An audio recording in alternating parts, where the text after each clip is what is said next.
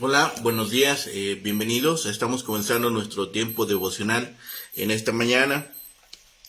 El día de hoy revisaremos del capítulo 66 del libro del profeta Isaías, del versículo 1 al 9 para nuestro tiempo devocional que hemos titulado Aquel a quien Dios respeta y aquel a quien rechaza.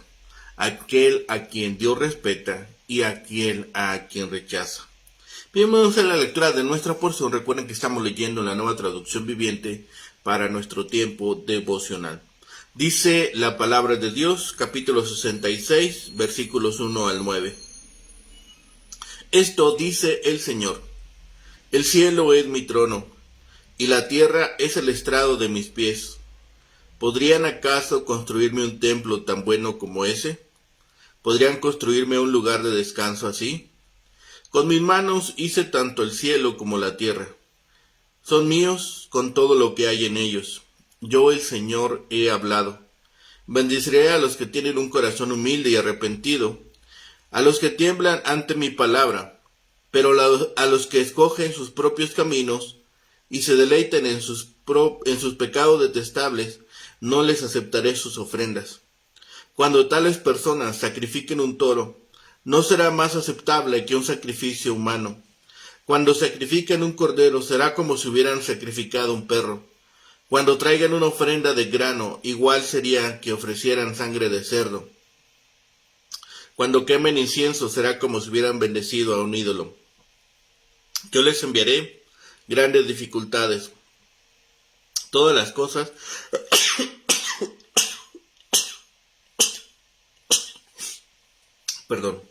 todas las cosas que ellos temían. Cuando los llamé, no me respondieron. Cuando les hablé, no me escucharon. Pecaron deliberadamente ante mis propios ojos y escogieron hacer lo que saben que yo desprecio. Escuchen este mensaje del Señor, ustedes que tiemblan ante sus palabras. Su propio pueblo los odia y los expulsa por ser leales a mi nombre. Que el Señor sea honrado, se burlan. Alégrense en él, pero ellos serán avergonzados. ¿Qué es ese alboroto que hay en la ciudad? ¿Qué es ese ruido tan terrible que viene del templo? Es la voz del Señor, vengándose de sus enemigos. Aún antes de que comenzaran los dolores de parto, Jerusalén dio a luz un hijo. ¿Acaso alguien ha visto algo tan extraño como esto? ¿Quién ha oído hablar de algo así? ¿Acaso ha nacido una nación en un solo día? ¿Acaso ha surgido un país en un solo instante? Pero cuando le comiencen los dolores de parto a Jerusalén, ya habrán nacido sus hijos. ¿Llevaría yo a esta nación al punto de nacer para después no dejar que naciera? Pregunta el Señor. No, nunca impediría que naciera esta nación, dice su Dios. Bien, es el tema de esta mañana. Aquel a quien Dios respeta y aquel a quien rechaza. La instauración del reino mesiánico está plasmado en este capítulo 66. Isaías termina su profecía con una enseñanza acerca de las condiciones que imperan al inicio del milenio. Algunos de los sucesos de este capítulo hablan de los preparativos para que el reino comience y otros reflejan las condiciones mileniales. Vemos en los primeros 5 versículos los adoradores bienvenidos y los no bienvenidos. Esto no constituye una protesta contra la reconstrucción del templo, como lo han sugerido algunos, puesto que fue Dios quien lo ordenó. Más bien es un reproche a la práctica eclesiástica estéril, el espíritu que había de erigir muros humanos alrededor de Dios. Observemos que la actitud de pureza de que Dios espera de nosotros, como en Lucas 18, desde el momento en que el hombre no solo es pequeño, sino pecador. La práctica eclesiástica estéril también engendra irrealidad e intolerancia. Es esta intolerancia del versículo 5 que se tradujo casi al pie de la letra en Juan 9, 24 y 34. Es una de las primeras alusiones auténticas a las persecuciones religiosas y al odio teológico, una de las manchas más vergonzosas de la Iglesia. También la recompensa del Señor y su remuneración está plasmada en este último capítulo, el culto verdadero.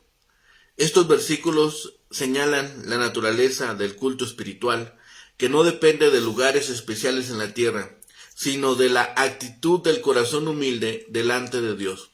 Se anticipan las profundas enseñanzas que el Maestro dio a la mujer samaritana. Y es conocido el uso que Esteban hizo de este pasaje al querer demostrar a los dirigentes de Israel que su apego al templo estaba divorciado de un verdadero culto espiritual. No quiere decir que Moisés hizo mal al erigir el tabernáculo, o Salomón en edificar el templo, pues los dos obraron por mandato divino. Pero señala la vanidad de creer que lo material puede servir de algo si se ha perdido el contenido espiritual. Los judíos se gloriaban mucho en su templo, pero ¿qué satisfacción puede hallar la mente eterna en una casa hecha por mano humana?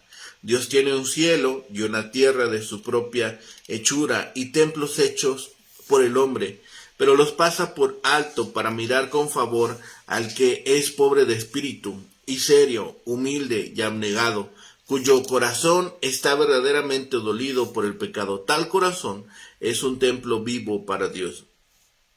El sacrificio del impío no es solo inaceptable, es una gran ofensa a Dios. El que ahora ofrece sacrificio en el altar,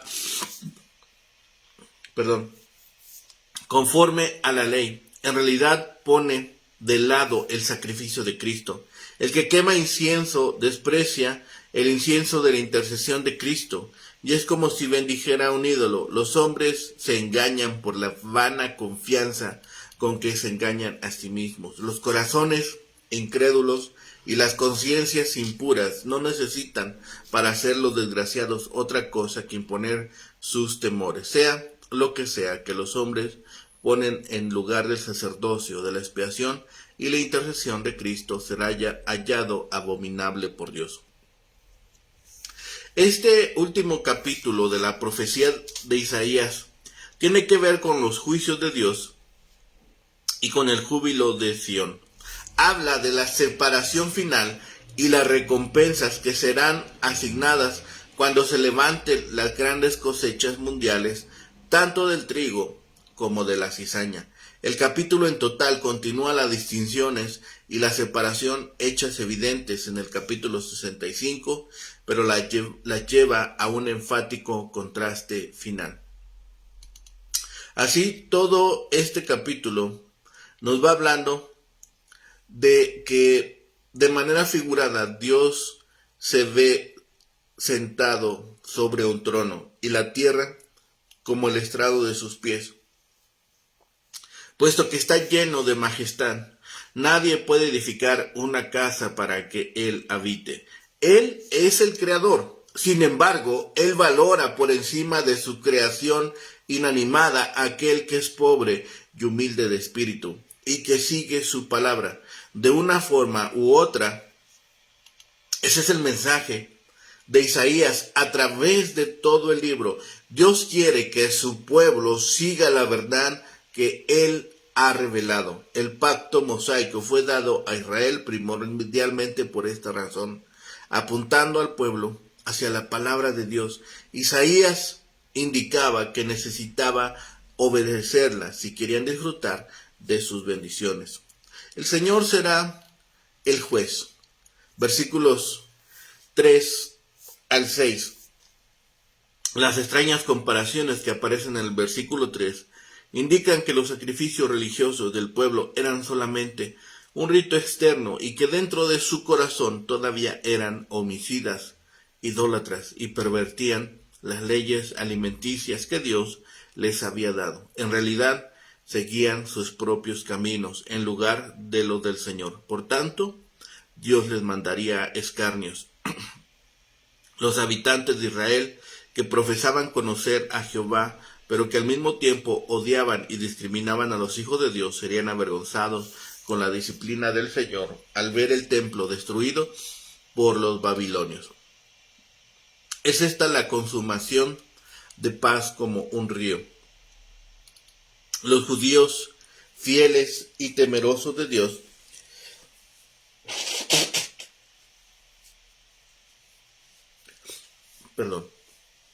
Los judíos fieles y temerosos de Dios que tiemblan a su palabra serán perseguidos por sus propios hermanos. Los impíos pensarán que están prestando servicio a Dios, tal como lo manifiestan con su jactancia pseudo piadosa. Sea el Señor glorificado para que veamos vuestra alegría, queriendo decir vuestra alegría al ser librados milagrosamente, pero el Señor intervendrá para vergüenza de sus enemigos. El juicio comenzará en el templo. Allí la voz de Jehová revelará que el tiempo de pago ha llegado. Finalmente, del versículo 7 al 9, Israel da a luz un hijo, el Mesías, antes de tener los dolores del parto, la gran tribulación.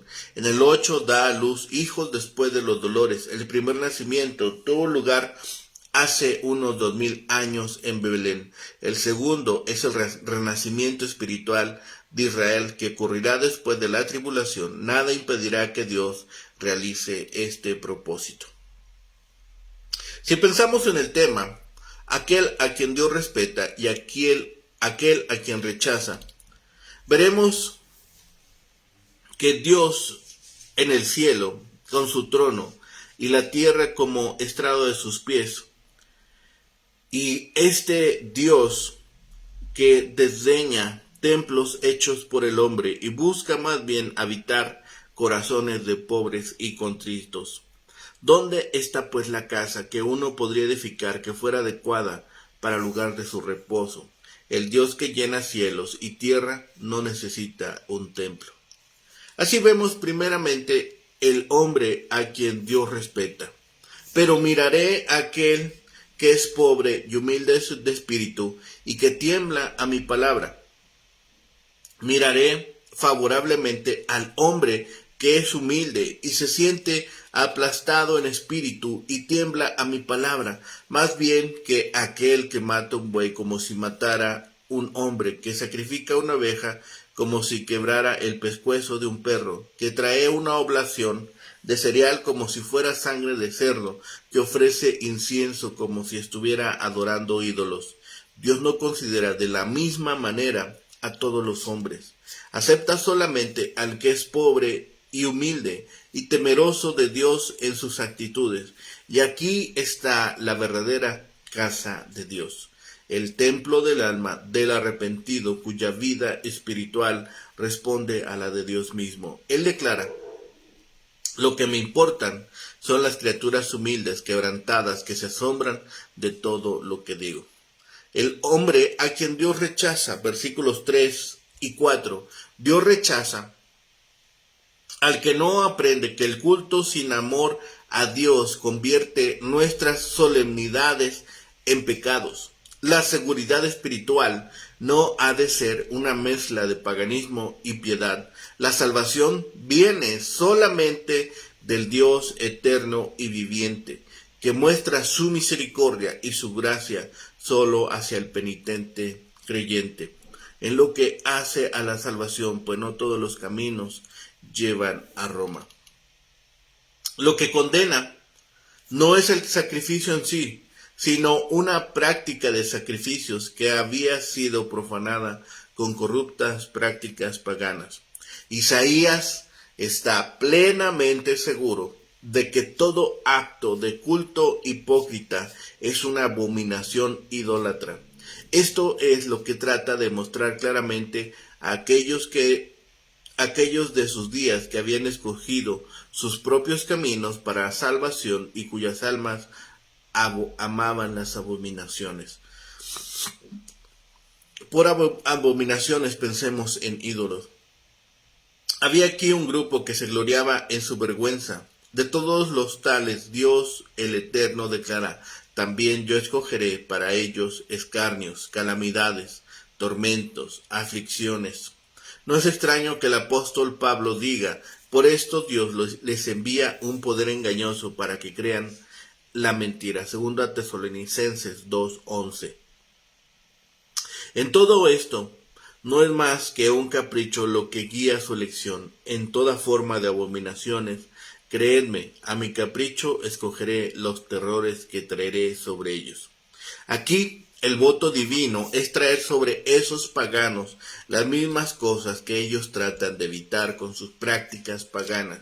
Como mortales tenemos libertad de escoger nuestros caminos, pero el destino o el resultado de esos caminos no puede ser cambiado. Isaías parece anunciar el hecho de que así como ellos han escogido sus caminos, Dios escogerá sus remuneraciones y traerá sobre ellos lo que temieron.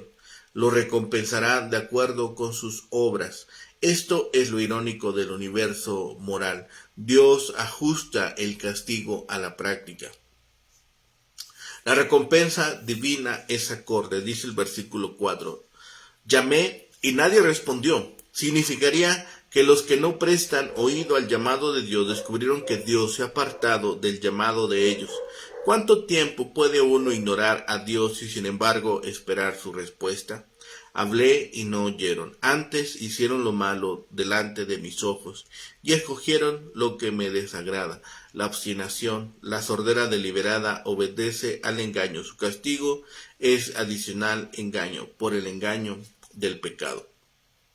Dios vindica a los fieles, versículos 5 y 6. Los apóstatas están inclinados a mofarse de los que permanecen fieles a Dios. Oíd palabra de Jehová: vuestros hermanos os aborrecen y os echan fuera por causa de mi nombre. Aquí tenemos dos grupos netamente separados. Uno vive por la fe, la esperanza, la confianza en la palabra del Señor. El otro confía en un templo material y su culto, más un sistema sincretista de sacrificios. Para el primero hay consolación, para el otro hay una segura y súbita recompensa. Ya sea la sentencia clave una burla de los escarnecedores o una feliz y suave respuesta de los perseguidos, la promesa de Dios en todo caso es que los opresores y perseguidores serán avergonzados, pero Él se mostrará para alegría vuestra y ellos serán confundidos. A menudo los incrédulos manifiestan una pasión por el espectáculo más que por lo espiritual, que se burlen y mofen de la fe de los piadosos, pero ya el profeta oye los truenos del juicio que retumban en la ciudad. La triple voz de recompensa lo vemos en el versículo 6. Escuchad, la ciudad está alborotada, el alboroto viene del templo, es el Eterno que se venga plenamente de sus enemigos. Una voz de alboroto de la ciudad era realmente una voz tronante. Ahora viene de la ciudad donde los burladores habían pedido una manifestación de la gloria de Dios. Es una voz del templo, el foco de su culto corrupto. Si el hogar de Isaías estaba en el valle de Tiro-Peón, allí abajo serían perfectamente audibles los sonidos del templo. Esto está escrito desde el punto de vista de alguien que está fuera de la ciudad. Sin duda, Isaías y su partido de santidad habían sido excluidos o expulsados de los recintos sagrados. Finalmente, del versículo 7 al 9, ¿puede nacer una nación en un día? El profeta vuelve ahora su atención a la madre Sión, mientras el Dios eterno continúa hablando, prometiendo el milagro del nacimiento de un pueblo enteramente nuevo y su país, los dolores de parto de una nueva nación. Versículo 7, antes que estuviese de parto, dio a luz antes que le viniesen dolores, dio a luz hijo. ¿Parto sin dolor? Eso parecería porque el profeta ve ahora toda una nación nacida de una vez y no creciendo lentamente. El cristianismo después de Pentecostés se convirtió en una fuerza mundial en una generación. Lo increíble puede suceder. Versículo 8. ¿Quién oyó cosa semejante? ¿Quién vio tal cosa? ¿Concebirá la tierra en un día? ¿Puede Roma ser hecha en un día? ¿Puede surgir a la luz un país entero tan repentinamente? ¿Nacerá una nación de una vez? Sin embargo, sucedió en el caso del moderno Israel en la crisis de 1948.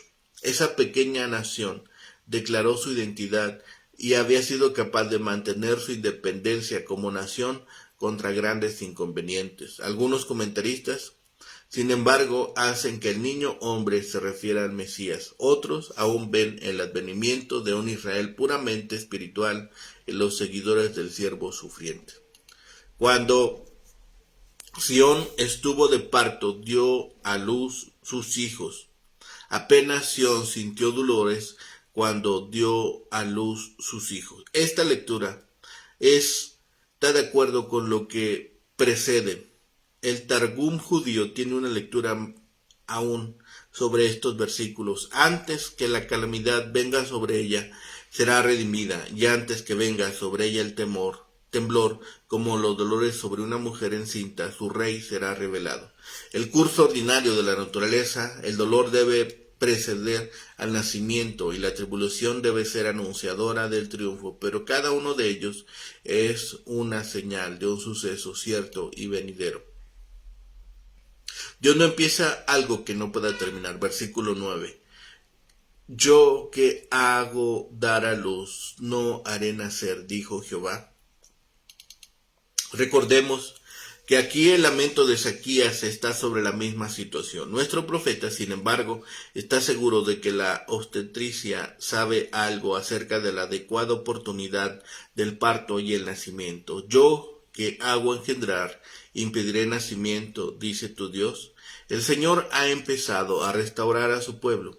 Él no dejará incompleta su salvación. El punto de todo esto parece ser: Dios no empieza algo que no puede terminar, ni se detiene meramente en las circunstancias preliminares. Todo esto nos hace pensar en los dos segmentos de la población y el renacimiento de la nación de Israel. El juicio divino estaría también aquí presente.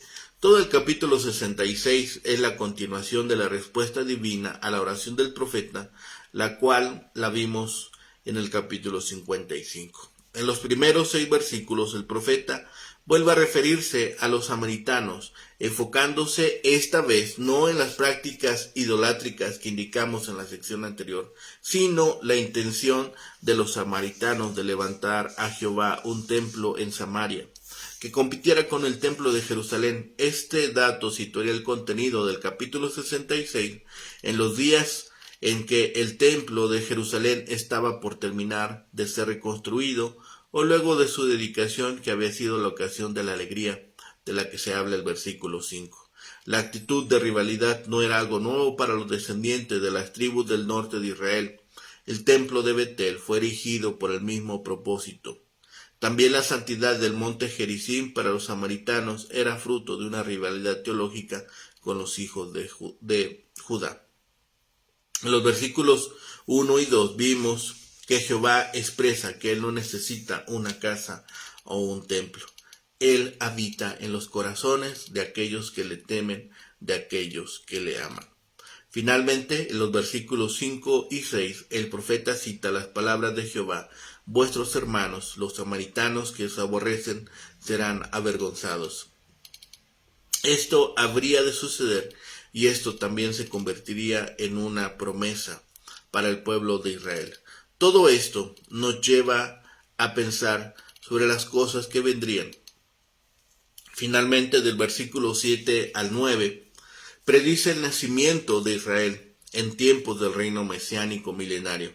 Así, la restauración escatológica de Israel es mencionada inmediatamente después de la mención implícita del día de Jehová que vimos en el versículo 6. El versículo 7 pareciera que tiene un cierto parecido con Apocalipsis 12 y podría arrojar una luz insospechada sobre tal oscura porción. En la alegoría que aquí tenemos delante, la mujer está de parto en Sión, lo cual no obsta para que se aplique también a Israel. Más sorprendente aún que el nacimiento de un varón antes de que la madre sienta dolores de parto, es que la mujer dé a luz en un solo día a toda una nación. La conversión en masa de los judíos es aquí comparada con el nacimiento de una nación. El apóstol Pablo lo compara a una restauración de entre los muertos, porque si su exclusión es la reconciliación del mundo, ¿qué será su admisión sino vida de entre los muertos? Romanos 11:15.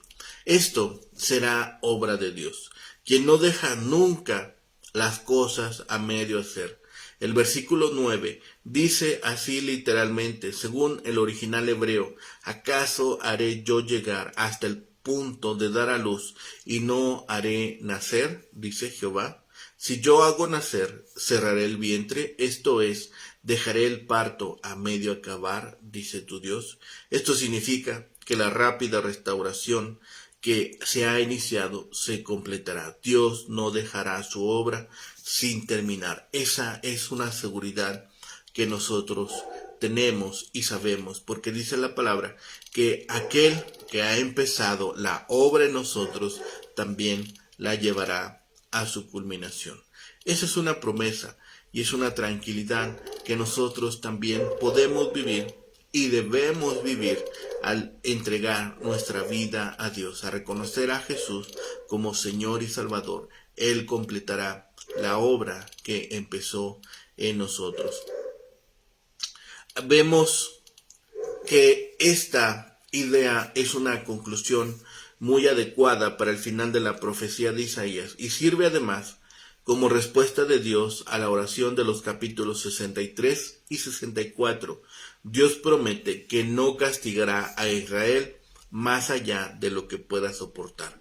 Su juicio vendrá severa y ciertamente, y no solo sobrevivirá un remanente de entre ellas las ruinas del juicio, sino que surgirá una nación enteramente nueva, la iglesia de los creyentes en el siervo, en Jesucristo. Todo esto nos lleva a pensar o a tener solamente este pensamiento: aquel a quien Dios respeta, aquel a quien Dios acepta y aquel a quien Dios rechaza. Cuidemos nuestros pensamientos, cuidemos nuestras palabras. Estos versículos clave resumen el mensaje de Isaías. Se contrastan dos formas de vida: la de los humildes, que reverencian profundamente los mensajes de Dios y su aplicación a la vida, y la de los quienes deciden sus propios caminos. Los sacrificios del arrogante eran solo obediencia externa. En sus corazones eran asesinos, pervertidos e idólatras. Dios muestra misericordia al humilde, pero maldice al soberbio y autosuficiente. Nuestra sociedad nos insta a ser enérgicos y apoyarnos en nosotros mismos. Necesitamos tener cuidado de que la libertad y el libre albedrío no nos desvíen del camino del Dios de vida eterna. Debemos cuidar por donde ponemos nuestros pies y en quién hemos confiado. Confiemos en Dios, pongamos nuestros pies en el camino que nos ha marcado, y eso asegurará que jamás nos extraviemos, suceda lo que suceda. Oremos. Bendito Padre y Señor, Dios eterno, soberano, Rey del universo. Padre bendito, te damos gracias en este día, Señor, porque nos permites observar las maravillas que has realizado por tu misericordia y por tu gracia sobre nosotros, por la grande salvación que has ejecutado por medio de Jesucristo, para honra y gloria de tu santo nombre. Padre bendito, Señor, permite que en este tiempo podamos también adorar y bendecir tu nombre y reconocer que solamente tú eres Dios y que en ninguno otro hay salvación. Padre, permite que también podamos gloriarnos en tu nombre y glorificarlo y compartir con otros, Señor, este mensaje de salvación, para que muchas rodillas de hombres, jóvenes, adultos, ancianos y niños se doblen delante de ti. Padre bendito, gracias por tus bendiciones, gracias por tu amor inagotable, pero sobre todo, Señor, también por tu palabra que nos sostiene, nos guía, nos alienta, nos alimenta, Señor, diariamente, y que nos ayuda, Señor, también a corregir nuestros caminos y a recordar, Señor, lo importante que es mantenernos humildes delante de ti. Padre bendito, glorifícate también así en cada una de las actividades que podamos llevar para santificar tu nombre y para glorificarte, Señor. Y también que todos y cada uno de nosotros podamos en nuestras familias, en nuestros trabajos, Señor, mientras caminamos en esta tierra, Señor, compartir con otros de las gloriosas palabras del Evangelio. Padre bendito, todo ello lo rogamos, lo pedimos, clamamos a ti y lo rogamos en el bendito nombre de Cristo Jesús, Señor y Salvador nuestro. Amén. Que tengan un excelente día. Que el Señor les bendiga.